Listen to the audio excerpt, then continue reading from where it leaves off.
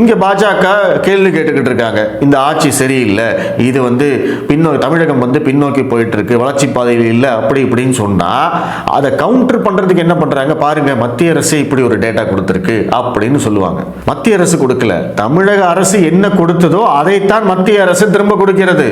இங்க டேட்டாவை ஆய்வு செய்யறதுக்கெல்லாம் மத்திய அரசுக்கு அதிகாரமே கிடையாது. அதுதான் உண்மை.